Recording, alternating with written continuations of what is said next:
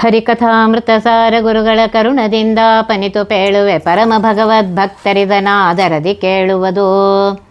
ಕಡು ಕರುಣಿ ನೀನೆಂದರಿದು ಹೇರೊಡಲ ನಮಿಸುವೆ ನಿನ್ನಡಿಗೆ, ಬೆಂಬಿಡದೆ ಪಾಲಿಸು ಪರಮ ಕರುಣಾ ಸಿಂಧು ಎಂದೆಂದು. ನಡು ನಡುವೆ ಬರುತ್ತಿಪ್ಪ ವಿಘ್ನವ ತಡೆದು ಭಗವನ್ನಾಮ ಕೀರ್ತನೆ, ನುಡಿದು ನುಡಿಸೆನ್ನಿಂದ ಪ್ರತಿ ದಿವಸದಲ್ಲಿ ಮರೆಯದಲೇ. ಲಕ್ಷ್ಮೀ ಶೋಭಾನದಲ್ಲಿ 46ನೇ ಪದ್ಯ.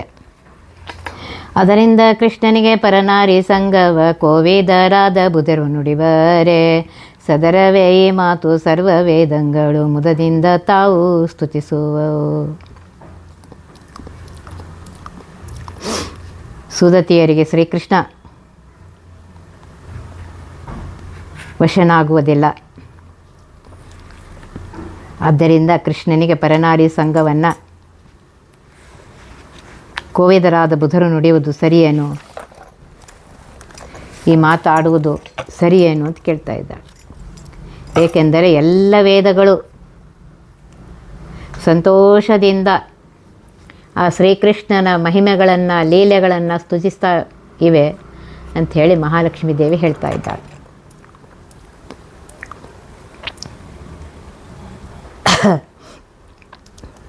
ಪರೀಕ್ಷಿತ ರಾಜ ಶುಕಾಚಾರ್ಯ ಕೇಳ್ತಾನೆ, ಅಧರ್ಮವನ್ನು ಅಳಿಸಿ ಧರ್ಮವನ್ನು ಉಳಿಸಲೆಂದೇ ಅವತಾರ ಮಾಡಿದಂತಹ ಪರಮಾತ್ಮ ಧರ್ಮವನ್ನು ಬೋಧಿಸಿ ತಾನು ಮಾಡಿ ತೋರಿಸುವಂತಹ ಶ್ರೀಕೃಷ್ಣ ಹೀಗ್ಯಾಕೆ ಮಾಡ್ದ, ಈ ರೀತಿ ಮಾಡಲಿಕ್ಕೆ ಕಾರಣ ಏನು ಅಂತ ಕೇಳಿದಾಗ ಶುಕಾಚಾರ್ಯರು ಉತ್ತರ ಕೊಡ್ತಾರೆ.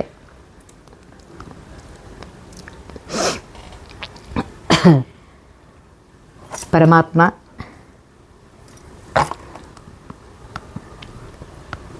ಎಂದು ಪಾಪ ಕೆಲಸವನ್ನು ಮಾಡೋದಿಲ್ಲ.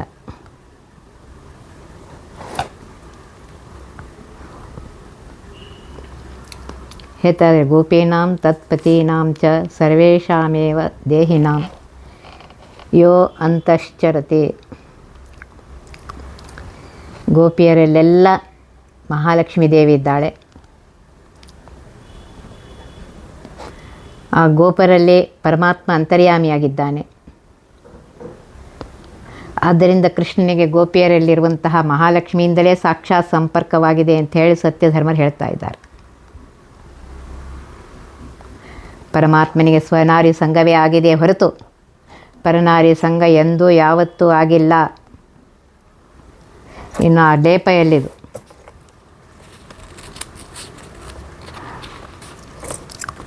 ಅಂಥೇಳಿ ಇಲ್ಲಿ ಹೇಳ್ತಾ ಇದ್ದಾರೆ. ಪರಮಾತ್ಮ ಶ್ರೀಕೃಷ್ಣ ಸ್ವರಮಣ, ಆದರೂ ಲೀಲೆಯಿಂದ ಗೋಪಿಯರೊಡನೆ ರಮಿಸಿದನು ಅಂತ ಹೇಳ್ತಾರೆ. ರೇಮೇ ಸ ಭಗವಾನ್ ತಾಭಿರಾತ್ಮ ರಾಮೋಪಿ ಲೀಲಯ ಅಂತ ಹೇಳಿದ್ದಾರೆ.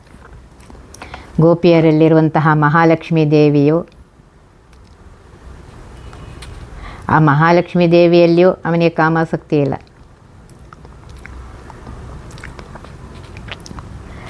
ಆದ್ದರಿಂದ ಇಲ್ಲಿ ಹೇಳ್ತಾ ಇದ್ದಾರೆ,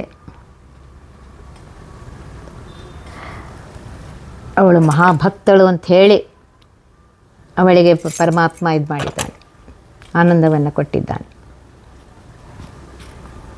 ಆದ್ದರಿಂದ ಈ ರೀತಿ ಹುಚ್ಚುಚ್ಚಂಗೆ ಮಾತಾಡಬೇಡ ಅಂತ ಹೇಳ್ತಾ ಇದ್ದಾರೆ.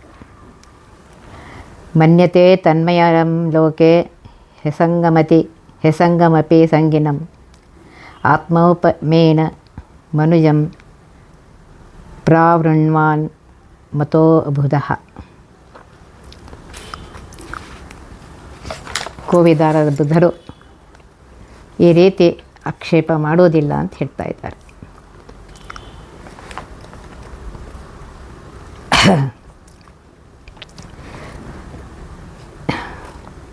ವೇದಗಳು ಹೇಳ್ತಾ ಇವೆ, ಮುಕ್ತ ಕಂಠದಿಂದ ಹೇಳ್ತಾ ಇದೆ, ಪರಮಾತ್ಮನಲ್ಲಿ ಎಂದೂ ಯಾವ ಕಾಲಕ್ಕೂ ಯಾವ ದೋಷಗಳೂ ಇಲ್ಲ, ಅವನು ನಿರ್ದೋಷನಾಗಿದ್ದಾನೆ. ನವ್ಯ ಯುವತಯೋ ಭವಂತೆ ದೇವಾನಾಂ ಸುರತ್ವಮೇಕಂ. ಪ್ರಾಣರೂಪಿಯಾದ ಪರಮಾತ್ಮ ಮತ್ತು ವಾಯುದೇವ ಅವರಲ್ಲಿ ಭಕ್ತರಾದ ದೇವತೆಗಳು ಅಸುರರು ಇಂತಹ ದೇವತೆಗಳ ಮಹತ್ತಾದ ವಿಲಕ್ಷಣವಾದ ಹರಿವಾಯು ಭಕ್ತಿ ಎಂದರೆ ಇದುವೆ. ಅವರು ನವತಾರುಣ್ಯದ ನವಯುವತಿಯರಾದರು. ಮೊದಲೇ ವೇದದಲ್ಲಿ ಬಂದಿದೆ, 16,000 ಮಂದಿ ಅಗ್ನಿಪುತ್ರರವರು. ತಾವು ಸ್ತ್ರೀಯರಾಗಿ ಹುಟ್ಟಬೇಕು, ಪರಮಾತ್ಮನ ಪತ್ನಿಯರಾಗಬೇಕು. ಈ ವಿಲಕ್ಷಣವಾದ ಬಯಕೆಯಿಂದ ಅವರು ವಾಯುದೇವರನ್ನು ತಪಸ್ಸಿನಿಂದ ಆರಾಧಿಸಿ ಆ ವರವನ್ನು ಪಡೆದಿದ್ದಾರೆ.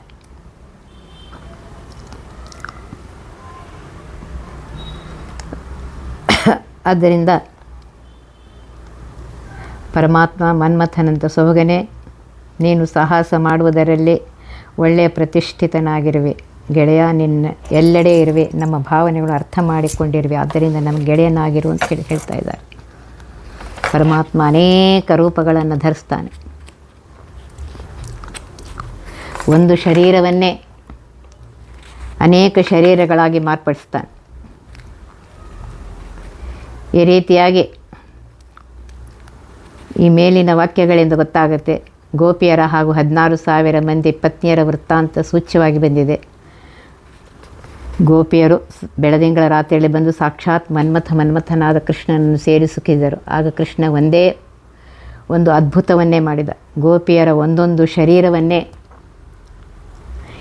ಎರಡೆರಡಾಗಿ ಮಾಡಿ, ಒಂದು ಶರೀರದಲ್ಲಿ ಅವರು ತನ್ನ ಬಳಿ ಇರುವಂತೆಯೂ ಇನ್ನೊಂದು ಶರೀರದಲ್ಲಿ ತಮ್ಮ ತಮ್ಮ ಗಂಡಂದಿರ ಹತ್ತಿರ ಇರುವಂತೆಯೂ ಮಾಡಿದ್ದ. ಆದ್ದರಿಂದ ರಾತ್ರಿ ಇಡೀ ಬೆಳದಿಂಗಳ ವಿಹಾರ ಮಾಡಿದ್ದರೂ ಗೋಪಿಯರ ತಮ್ಮ ಗಂಡಂದಿರ ಆಕ್ಷೇಪಕ್ಕೆ ಒಳಗಾಗಲಿಲ್ಲ. ವಿಹಾರ ಕಾಲದಲ್ಲಿ ಕೃಷ್ಣ ತಾನೂ ಅನೇಕ ಬಹುರೂಪಗಳನ್ನು ಧರಿಸಿದ್ದ ಅಂತ ಹೇಳ್ತಾ ಇದ್ದಾರೆ. ಎಲ್ಲ ಕಡೆಯೂ ಅವನೇ ಗೋಪಿಯರಿಗೆ ಕಾಣಿಸ್ತಾ ಇದ್ದ. 16,000 ಮಂದಿ ಪತ್ನಿಯರನ್ನು ಆಳುವಾಗಲೂ ಕೃಷ್ಣ 16,000 ರೂಪವನ್ನು ಧರಿಸಿದ್ದಾನೆ. ಅಂತಹ ಅದ್ಭುತ ಕಾರ್ಯವನ್ನು ಮಾಡಿದ್ದಾನೆ.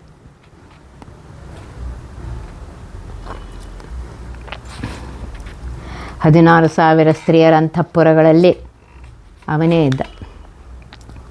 ಇದಕ್ಕೆ ನಾರದರೇ ಪ್ರತ್ಯಕ್ಷ ಸಾಕ್ಷಿ ಅಂತ ಹೇಳ್ತಾ ಇದ್ದಾರೆ.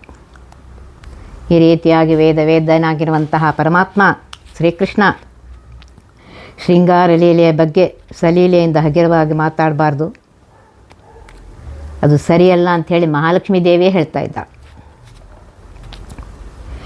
ಎಂದ ಭಾಗವತದ ಚಂದದ ಮಾತನು ಮಂದ ಮಾನವ ಮನಸ್ಸಿಗೆ ತಂದು ಕೋ ಜಗಕ್ಕೆ ಕೈವಲ್ಯವೇವ ಮುಕುಂದಗೆ ಕುಂದು ಕೊರತೆ ಸಲ್ಲದು. ಆದ್ದರಿಂದ ಕೃಷ್ಣನಿಗೆ ಪರನಾರಿ ಸಂಘ ಇದೆ ಅಂಥೇಳಿ ಕೋವಿದರು ಬುಧರು ನುಡಿತಾರೇನು? ಈ ಮಾತು ಸರಿಯೇನು? ಎಲ್ಲ ವೇದಗಳು ಸಂತೋಷದಿಂದ ಆ ಪರಮಾತ್ಮನನ್ನು ಸ್ತುತಿ ಮಾಡ್ತವೆ. ಆ ಅರ್ಥದಲ್ಲಿಯೇ ಬರುವ ಭಾಗವತದ ಚಂದದ ಮಾತನ್ನು ಮಂದ ಮನುಷ್ಯನೇ ಮನಸ್ಸಿಗೆ ತಂದ್ಕೊ. ಜಗತ್ತಿಗೆ ಕೈವಲ್ಯವನ್ನು ಕೊಡುವಂತಹ ಮುಕ್ತಿಯನ್ನು ಕೊಡುವಂತಹ ಮುಕುಂದ ನೆನೆಸಿರುವಂತಹ ಕೃಷ್ಣನಲ್ಲಿ ಯಾವ ಕುಂದು ಕೊರತೆಗಳೂ ಇಲ್ಲ. ಇದನ್ನು ಮಹಾಲಕ್ಷ್ಮೀ ದೇವಿನೇ ಹೇಳ್ತಾ ಇದ್ದಾಳೆ.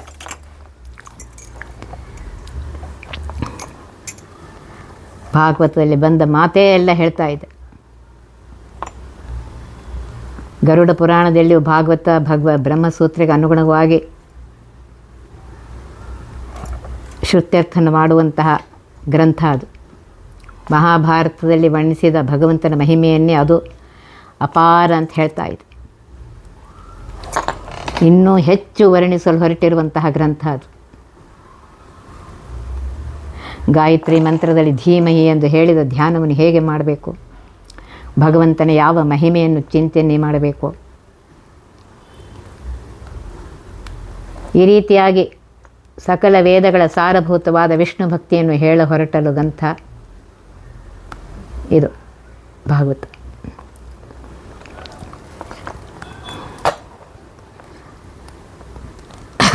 ಮಹಾಭಾರತದಲ್ಲಿ ಹೇಳುತ್ತೆ, ಧರ್ಮಾದಿ 4 ಪುರುಷಾರ್ಥಗಳು ವಿಸ್ತಾರವಾಗಿ ನಿರೂಪಿಸಲಾಗಿದೆ ಮಹಾಭಾರತದಲ್ಲಿ. ಪರಮಾತ್ಮನ ಮಹಿಮೆಯನ್ನು ವಿಸ್ತಾರವಾಗಿ ಹೇಳಿದರು. ಅವನ ಮಹಿಮೆಗೆ ಪಾರವೇ ಇಲ್ಲ. ಅದು ಪೂರ್ತಿ ಆಗೋದಿಲ್ಲ, ಎಷ್ಟು ಹೇಳಿದರೂ ಕಡಿಮೆ ಆಗುತ್ತೆ. ಆದ್ದರಿಂದ ಧರ್ಮಾದಿಗಳ ನಿರೂಪಣೆಯನ್ನು ಬಿಟ್ಟು ಕೇವಲ ಭಗವಂತನ ಮಹಿಮೆಯನ್ನು ಹೇಳುವ ಒಂದು ಗ್ರಂಥವನ್ನು ರಚಿಸೆಂದು ನಾರದರು ವೇದವ್ಯಾಸರಲ್ಲಿ ಪ್ರಾರ್ಥನೆ ಮಾಡ್ತಾರೆ. ಅದಕ್ಕನುಸಾರವಾಗಿ ವೇದವ್ಯಾಸರು ಭಾಗವತವನ್ನು ರಚನೆ ಮಾಡಿದ್ದಾರೆ. ಭಾಗವತ ಗಾಯತ್ರಿಗೆ ಭಾಷ್ಯದಂತಿದೆ ಅಂತ ಹೇಳ್ತಾ ಇದ್ದಾರೆ. ಭಾಗವತದ ಮಂಗಲ ಪದ್ಯದಲ್ಲಿಯೇ ಧೀಮಿಹಿ ಅಂತ ಬಂದಿದೆ. ಭಾಗವತ ವೇದಸಾರವಾದ ವಿಷ್ಣು ಭಕ್ತಿಯನ್ನು ಹೇಳಲು ಹೊರಟಿದೆ.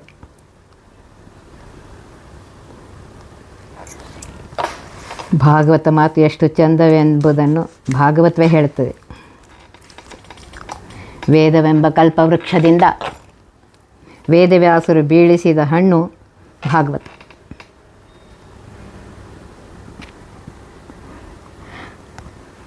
ಶ್ರೀಮದ್ಭಾಗವತಂ ಶಾಸ್ತ್ರಂ ಕಲೌ ಕೇರೇಣ ಭಾಷಿತಂ ಮೇನಿರೇ ಭಗವದ್ರೂಪಂ ಶಾಸ್ತ್ರಂ ಭಾಗವತಂ ಕಲೌ ಏಕಂ ಭಾಗವತಂ ಶಾಸ್ತ್ರಂ ಮುಕ್ತಿದಾನೇನ ಗರ್ಜತಿ. ಭಾಗವತದ ಶ್ಲೋಕಗಳಲ್ಲಿ ಪದಗಳಲ್ಲಿ ವೇದಾರ್ಥವೇ ತುಂಬಿದೆ ಅಂತ ಹೇಳ್ತಾ ಇದ್ದಾರೆ. ಕಥಾಸೂತು ವೇದಾರ್ಥ ಶ್ಲೋಕೆ ಪದೇ ಅಂತ ಹೇಳಿದ್ದಾರೆ. ವೇದಾರ್ಥಗಳಿಂದ ತುಂಬಿದಂತಹ ದೊಡ್ಡ ಶಾಸ್ತ್ರ ಗ್ರಂಥವಾಗಿರುವಂತಹ ಭಾಗವತ ಅದು ಜಟಿಲ ಗ್ರಂಥವಲ್ಲ ಅಂತ ಹೇಳ್ತಾ ಇದ್ದಾರೆ. ಬೆಂಕಿಯಲ್ಲಿ ಚಿನ್ನಕ್ಕೆ ಪರೀಕ್ಷೆ ಮಾಡಿ ಬೆಂಕಿಯಲ್ಲಿ ಚಿನ್ನಕ್ಕೆ ಬಂಗಾರಕ್ಕೆ ಪರೀಕ್ಷೆ ಮಾಡ್ತಾರೆ. ಹಾಗೆ ಯುದ್ಧದಲ್ಲಿ ಸೈನಿಕನಿಗೆ, ಆಪತ್ತಿನಲ್ಲಿ ಗೃಹಿಣಿಗೆ, ಭಾಗವತದಲ್ಲಿ ವಿದ್ವಾಂಸರಿಗೆ ಪರೀಕ್ಷೆ ಅಂತ ಹೇಳಿ ಮಾತಿದೆ. ಆದ್ದರಿಂದ ಭಾಗವತ ಸಾಮಾನ್ಯ ಗ್ರಂಥ ಅಂತ ತಿಳ್ಕೊಬೇಡ್ರಿ. ವೇದ ಕಲ್ಪ ವೃಕ್ಷದಿಂದ ಬಂದಿರುವಂತಹ ಭಾಗವತ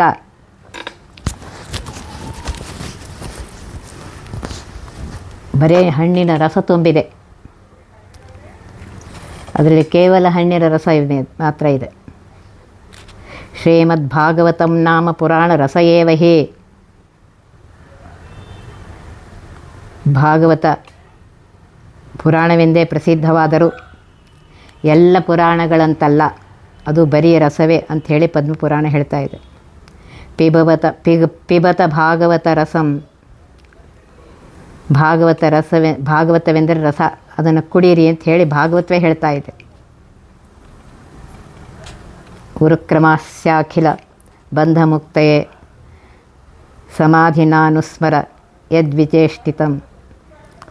ಭಾಗವತ ಹೇಳ್ತದೆ ಭಗವಂತನ ಮಹಿಮೆಯನ್ನು ಸಮಾಧಿ ಭಾಷೆಯಿಂದ, ಅಂದರೆ ಸ್ಪಷ್ಟವಾದ ಮಾತಿನಿಂದ ತಿಳಿಸುವ ಗ್ರಂಥ ಭಾಗವತ. ವಿದ್ವಾಂಸರು ಕಷ್ಟಪಡಬೇಕಾಗಿಲ್ಲ.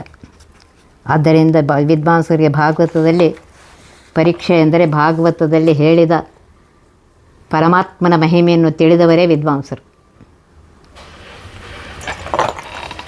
ಆದ್ದರಿಂದ ಭಾಗವತದಲ್ಲಿ ಬರುವ ಮಾತುಗಳೆಲ್ಲೋ ಅತ್ಯಂತ ಚಂದವಾಗಿದೆ. ಆದ್ದರಿಂದ ಕೃಷ್ಣನಿಗೆ ಪರನಾರಿ ಸಂಗವ ಕೋವಿದರಾದ ನುಡಿವರೆ ಸದರವೇ ಈ ಮಾತು.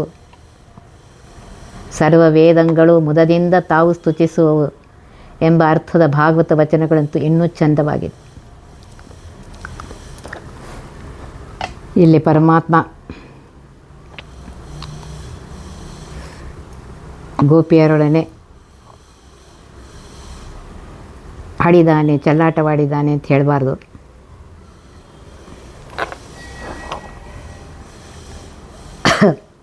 ತದ್ದರ್ಶನಾಹ್ಲಾದ ವಿಧೂತ ಹೃದ್ಭುಜೋ ರಥಾಂತಂ ಶ್ರುತಯೋ ಯಥಾಯಯೋ.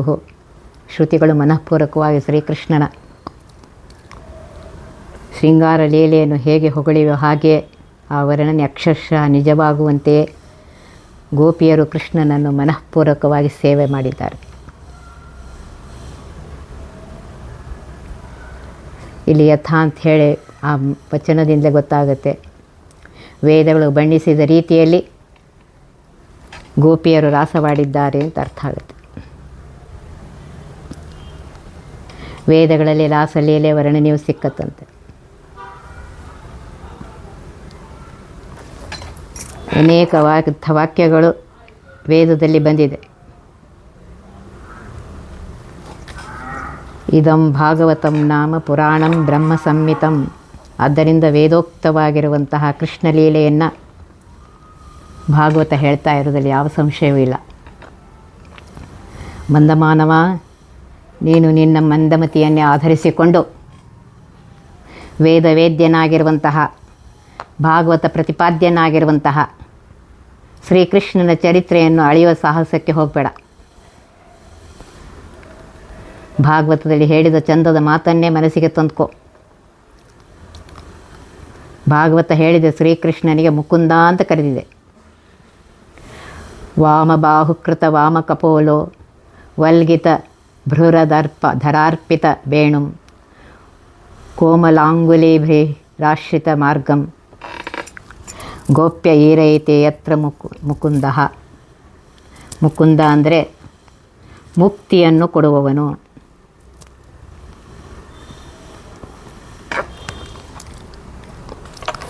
ಕಾತ್ಯಾಯಿನಿ ವ್ರತ ಮಾಡಿದ ಗೋಪಿಯರಿಗೆ ಹೇಳ್ತಾ ಇದ್ದಾನೆ, ನನ್ನಲ್ಲಿ ಮನಸ್ಸನ್ನು ಇಟ್ಟರೆ ಕಾಮವಾಗಿ ಉಳಿಯುವುದಿಲ್ಲ, ಅದು ವಿಷಯಾಸಕ್ತಿಯನ್ನು ಉಂಟು ಮಾಡುವುದಿಲ್ಲ.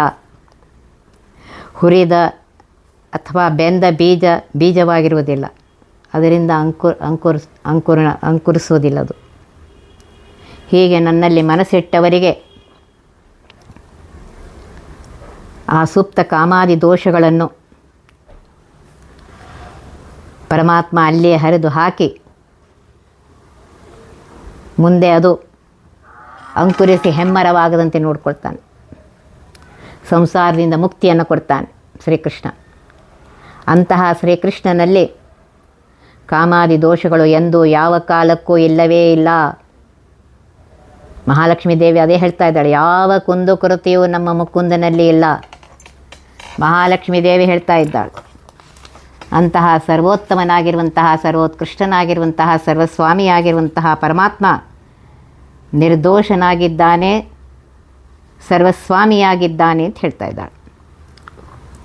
10 ವರ್ಷದ ಕೆಳಗೆ ಮಕ್ಕಳಾಟಿಕೆಯಲ್ಲಿ ಚಿತ್ತ ಸ್ತ್ರೀಯರಿಗೆ ಎರಗುವುದೇ ಅರ್ತಿಯಿಂದರ್ಚಿಸಿದ ಗೋಕುಲದ ಕನ್ಯರ ಸತ್ಯ ಸಂಕಲ್ಪ ಬೆರೆತಿದ್ದ ಹೇಳ್ತಾ ಇದ್ದಾಳೆ ಮಹಾಲಕ್ಷ್ಮೀ ದೇವಿ. ಶ್ರೀಕೃಷ್ಣ ಆವಾಗ 10 ವರ್ಷದ ಕೆಳಗಿನ ವಯಸ್ಸಿನ. ಆಗ ಮಕ್ಕಳ ಆಟಿಕೆಯಲ್ಲಿರ್ತಾರೆ ಹುಡುಗರು, ಆಟ ಆಡ್ಕೋತಿರ್ತಾರೆ. ಅಂತಹ ಮಕ್ಕಳ ಆಟಿಕೆಯಲ್ಲಿರುವಾಗ ಅವರಿಗೆ ಸ್ತ್ರೀ ಸಂಘದ ಬಯಕೆ ಉಂಟಾಗ್ತದೇನೋ.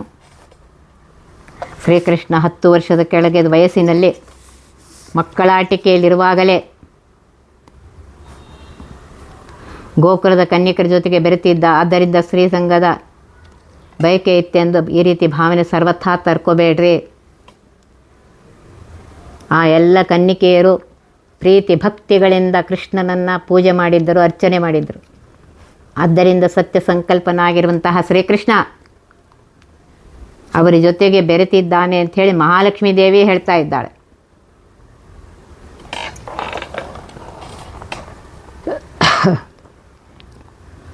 ಅದರಿಂದ ಮಹಾಲಕ್ಷ್ಮೀ ದೇವಿನೇ ಹೇಳ್ತಾ ಇದ್ದಾಳೆ, ನೆಂಟ್ಕೊಳ್ರಿ. ಕುಮಾರಿಯರು ಅಂತಂದರೆ 12 ವರ್ಷದ ಹೆಣ್ಮಕ್ಳು. ಅಂದರೆ ಎಲ್ಲರೂ 12 ವರ್ಷದವರು ಅಂತ ಅಭಿಪ್ರಾಯ ಅಲ್ಲ. 12 ವರ್ಷದವರು ಆಗಿರ್ಬೋದು, ಅದಕ್ಕಿಂತ ಕಡಿಮೆ 10 ವರ್ಷದವರು ಆಗಿರಬಹುದು. ಅದಕ್ಕೆ ಕುಮಾರಿಯರನ್ನು ಲಕ್ಷ್ಮೀ ಶೋಭಾನಪದ ಕನ್ಯೆ ಅಂತ ಕರಿತಾ ಇದ್ರು. ಈ ರೀತಿಯಾಗಿ ಗೋಕುಲದ ಕನ್ಯೆಯರು ಹರೆಯದ ಹೆಣ್ಣುಗಳಲ್ಲ ಅಂತ ಸ್ಪಷ್ಟವಾಗಿ ಹೇಳ್ತಾ ಇದ್ರು. ಇಂಥ ಹೆಣ್ಣುಗಳ ನೋಟ ಕದಿಯರು ಶ್ರೀಕೃಷ್ಣ ಬರುವುದೂ ಇಲ್ಲ. ಆ ಆರೋಪ ನಿಜ ಇರುತ್ತಿದ್ದರೆ ಶ್ರೀಕೃಷ್ಣ ಯಾರಿಗೂ ಹೇಳದಂತೆ ಒಬ್ಬನೇ ಬರ್ತಾ ಇದ್ದ. ತನ್ನ ಜೊತೆಗೆ ತನ್ನ ಎಲ್ಲ ಗೆಳೆಯರನ್ನು ಕರ್ಕೊಂಡು ಬರ್ತಾ ಇರಲಿಲ್ಲ. ಭಾಗವತ ಹೇಳುತ್ತೆ, ವಯಸ್ಸೈರಾವೃತಸ್ತತ್ರ. ಕೃಷ್ಣ ತನ್ನ ಗೆಳೆಯರೊಂದಿಗೆ ಅಲ್ಲಿ ಹೋಗಿದ್ದಾನೆ ಅಂಥೇಳಿ.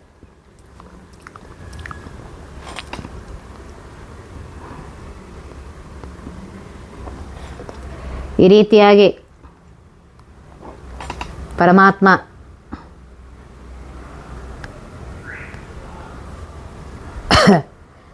ಅವರು ಜಲದ ಆಟ ಆಡ್ತಾ ಇಲ್ಲ, ನೀರಿನಲ್ಲಿ ವ್ರತ ಮಾಡಿದರು. ವ್ರತಕ್ಕೆ ಸಂಬಂಧಿಸಿದಂಥ ಪವಿತ್ರ ಸ್ನಾನ ಅಂತ ಹೇಳ್ತಾ ಇದ್ದಾರೆ. ಯದ್ ಯೂಯಂ ವ್ರತಕರ್ಷಿತಾ. ಶ್ರೀಕೃಷ್ಣ ಹೇಳ್ತಾನೆ, ವ್ರತಾಚರಣೆಯಿಂದ ನೀವು ಸೊರಗಿದ್ದೀರಿ. ಹೇಮಂತದ ಮೊದಲ ತಿಂಗಳ ನಸುಕಿನಲ್ಲೆದ್ದು ಚಳಿಯಲ್ಲಿ ನಡುಗುತ್ತಾ ಪವಿತ್ರವಾದ ಸ್ನಾನವನ್ನು ಮಾಡ್ತಾ ಇದ್ದೀರಿ. ಆದ್ದರಿಂದ ನೀವೆಲ್ಲ ಸಣ್ಣ ಹೆಣ್ಣುಮಕ್ಕಳು, ಇದು ಹರೆಯ ಹುಡುಗಿಯರ ನೀರಾಟವಲ್ಲ. ಶ್ರೀಕೃಷ್ಣನ ವಯಸ್ಸಿಗೆ ಬಂದ ಹುಡುಗನಲ್ಲ, ಅವನು ಬರೀ 7 ವರ್ಷದ ಮಗು. ಕ್ವ ಸಪ್ತಹಾಯನೋ ಬಾಲಃ ಕ್ವ ಮಹಾದ್ರಿ ವಿಧಾರಣಂ. 7 ವರ್ಷದ ಮಗುಯಲ್ಲಿ ದೊಡ್ಡ ಪರ್ವತವನ್ನು ಎತ್ತಿಕೊಳ್ಳೋದೆಲ್ಲಿ. ಈ ರೀತಿಯಾಗಿ ಗೋಪರು ಬಂದು ನಂದನ ಬಳಿ ಹೇಳ್ತಾ ಇದ್ದಾರೆ ಆಶ್ಚರ್ಯದ ಮಾತನ್ನು. ಗೋವರ್ಧನೋದ್ಧಾರ ಮಾಡಿದಾಗ ಶ್ರೀಕೃಷ್ಣ ಇನ್ನು 7 ವರ್ಷದ ಮಗು. ಅದಕ್ಕಿಂತ ಮೊದಲೇ ಗೋಪಿಯರ ವಸ್ತ್ರಾಪರಣ ಮಾಡಿದವನು ಅಂತ ಹೇಳ್ತಾ ಇದ್ದಾರೆ. 7 ವರ್ಷದ ಮಗು 10-12 ವಯಸ್ಸಿನ ಹುಡುಗಿಯರೊಡನೆ ಆಟ ಆಡಿದರೆ ಮಕ್ಕಳಾಟಿಕೆ ಅಂತ ಹೇಳ್ತಾ ಇದ್ದಾರೆ. ಅದನ್ನೇ ವಾದಿರಾಜರು ಮಕ್ಕಳಾಟಿಕೆ ಅಂತ ಹೇಳ್ತಾ ಇದ್ದಾರೆ.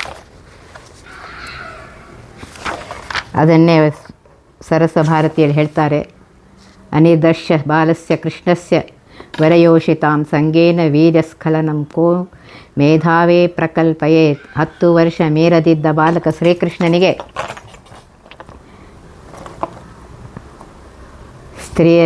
ಸ್ತ್ರೀ ಸಂಘದಿಂದ ಏನೂ ಆಗೋದಿಲ್ಲ. ಈ ರೀತಿಯಾಗಿ ಹುಚ್ಚರಂಗೆ ಕಲ್ಪನೆ ಮಾಡಲಿಕ್ಕೆ ಹೋಗಬೇಡ.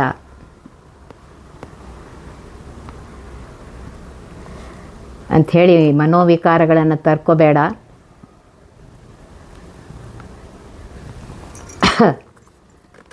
ತಾಯಿ ತನ್ನ ಮಗುವನ್ನು ಎತ್ತಿ ಮುದ್ದಿಡುವಂತೆ ಆ ಮುದ್ದು ಕೊಟ್ಟಿದ್ದಾರೆ ಆ ಮಗುವಿಗೆ. ಈ ಪವಿತ್ರವಾದ ಮಾತೃವಾತ್ಸಲ್ಯ ಸಂಬಂಧವನ್ನು ಇಲ್ಲದೊಂದು ಹುತ್ತು ಶಬ್ದದಿಂದ ಭಾವಿಸಿದರೆ ಅದು ಮನೋವಿಕಾರ ಆಗುತ್ತೆ ಅಂಥೇಳಿ ವಾದಿರಾಜರೇ ಹೇಳ್ತಾ ಇದ್ದಾರೆ.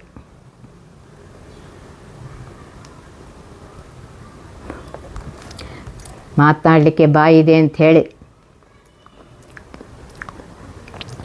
ಅಳಲೆಕಾಯಿ 10 ಮೊಳ ಉದ್ದ ಎಂಟೇನು ಆ ರೀತಿ ಇಲ್ಲ. ಭಾಗವತದಲ್ಲಿ ಬಂದಿದೆ, ಮಯೇ ಮಾ ರಂಸ್ಯಥ ಕ್ಷಪಾಹ. ರಾತ್ರಿ ಹೊತ್ತಿನಲ್ಲಿ ಪ್ರತಿದಿನ ನನ್ನೊಡನೆ ಕ್ರೀಡಿಸಿರಿ ಎಂದು ವಯಸ್ಕರಾದ ಕಾಮುಕರಂತೆ ಹೇಳಿದ್ದು ಹೇಗೆ ಅಂತ ಪ್ರಶ್ನೆ ಬಂದಾಗ ಹೇಳ್ತಾರೆ. ಇದಕ್ಕೆ ಸಮಾಧಾನ, 10 ವರ್ಷದ ಕೆಳಗೆ ಮಕ್ಕಳಲ್ಲಿ ಈ ಕಾಮಪ್ರವೃತ್ತಿ ಪ್ರಪಂಚದಲ್ಲಿ ಎಲ್ಲೂ ಕಂಡಿಲ್ಲ.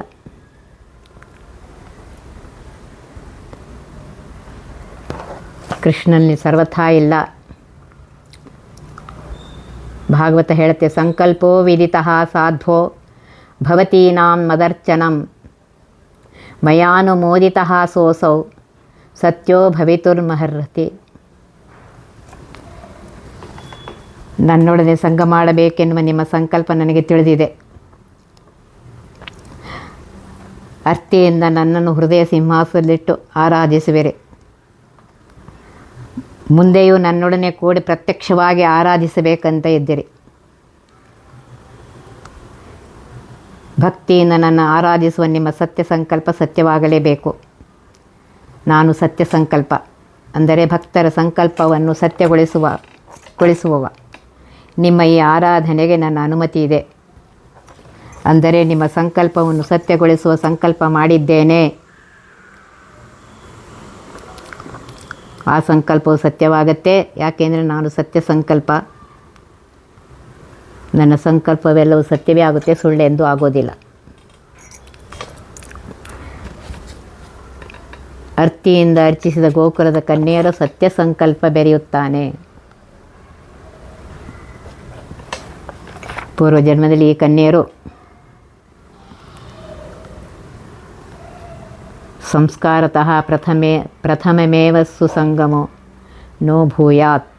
ಉಪನಯನ ಸಂಸ್ಕಾರವಾಗುವ ಮೊದಲೇ ಕೃಷ್ಣ ನಮಗೆ ಸಂಘವನ್ನು ನೀಡಬೇಕೆಂದು ವರವನ್ನು ಬಯಸಿ ಬೇಡಿ ಪಡೆದಿದ್ದಾರೆ. ಅವರ ಆ ಬಯಕೆಯನ್ನು ಪರಮಾತ್ಮ ಇಲ್ಲಿ ಸತ್ಯಗೊಳಿಸಿದ್ದಾನೆ. ಸತ್ಯ ಸಂಕಲ್ಪನಾಗಿರುವಂತಹ ಶ್ರೀಕೃಷ್ಣ ಭಗವದ್ ಭಾರ್ಯತಾ ಯೋಗ್ಯ ಕಾಶ್ಚಿದ್ ಅಪ್ಸರಸಃ ಸ್ತ್ರೀಯಃ ರಮಾವೇಶಾತ್ತಸಾ ಸ್ಯುಃ. ಕೆಲವು ಅಪ್ಸರೆಯರು ಕೆಲವೊಮ್ಮೆ ಮಹಾಲಕ್ಷ್ಮೀ ದೇವಿ ಆವೇಶದಿಂದಾಗಿ ಪರಮಾತ್ಮನ ಮಡದಿಯರಾಗಲು ಯೋಗ್ಯರಾಗ್ತಾರೆ. ಅಂತಹ ಅಪ್ಸರೆಯರೇ ಈ ಕನ್ಯರು ಅಂತ ಹೇಳ್ತಾ ಇದ್ದಾರೆ. ಮಯಾನುಮೋದಿತಃ ಸೋಸೌ, ನಾನು ಅದನ್ನು ಅನುಮತಿಸಿದ್ದೇನೆ. ಅಲ್ಲಿ ಮಯಾ ಎಂಬ ಶಬ್ದ ಅರ್ಥಗರ್ಭಿತವಾಗಿದೆ. ಮಾ ಎಂದರೆ ಮಹಾಲಕ್ಷ್ಮೀ ದೇವಿ, ಮಯಾ ಎಂದರೆ ಮಹಾಲಕ್ಷ್ಮೀ ದೇವಿಯ ಆವೇಶ ನಿಮ್ಮಲ್ಲಿ ಇರುವ ಪ್ರಯುಕ್ತ ನಿಮ್ಮ ಸಂಕಲ್ಪಕ್ಕೆ ನಾನು ಅನುಮತಿ ಇದೆ ಅಂತ ಹೇಳ್ತಾ ಇದ್ದಾನೆ ಶ್ರೀಕೃಷ್ಣ. ಆದ್ದರಿಂದ ಶ್ರೀಕೃಷ್ಣ ಸಾಮಾನ್ಯ ಮನುಷ್ಯ ಅಂತ ತಿಳ್ಕೊಬೇಡ್ರಿ, ಇಲ್ಲದ್ದೊಂದು ಆಕ್ಷೇಪಣೆ ಮಾಡಬೇಡ್ರಿ. ಭಾಗವತದಲ್ಲೇ ಹೇಳ್ತಾ ಇದೆ, ಶ್ರೀಕೃಷ್ಣ ಅವತಾರ ಪುರುಷ. ಆ ಗೋಪಿಯರಲ್ಲಿ ರಮಾವೇಶ. ಆ ಎಲ್ಲ ಗೋಪಿಯರು ತಪಸ್ಸು ಮಾಡಿ ವರವನ್ನು ಪಡೆದವರು. ಅದೆಲ್ಲ ತಿಳ್ಕೊಂಡು ಆಮೇಲೆ ಆಕ್ಷೇಪಣೆ ಮಾಡಿ, ಸುಮ್ಮನೆ ಆಕ್ಷೇಪಣೆ ಮಾಡಬೇಡ್ರಿ. ಅದನ್ನೇ ಮಹಾಲಕ್ಷ್ಮೀ ದೇವಿ ಹೇಳ್ತಾ ಇದ್ದಾಳೆ, ಸದರವೇ ಈ ಮಾತು, ಇಂಥ ಮಾತುಗಳನ್ನು ಆಡಬೇಡ್ರಿ ಅಂಥೇಳಿ ಮಹಾಲಕ್ಷ್ಮೀ ದೇವಿ ಹೇಳ್ತಾ ಇದ್ದಾಳೆ. ನೋಡ್ರಿ ಎಷ್ಟು ಸುಂದರವಾಗಿದೆ. ಆ ಪರಮಾತ್ಮ ಸರ್ವೋತ್ತಮ, ಸರ್ವೋತ್ಕೃಷ್ಟ, ಸರ್ವಸ್ವಾಮಿ, ನಿರ್ದೋಷ ಅಂತ ಎಲ್ಲವನ್ನ ಹೇಳ್ತಾ ಇದ್ದಾಳೆ.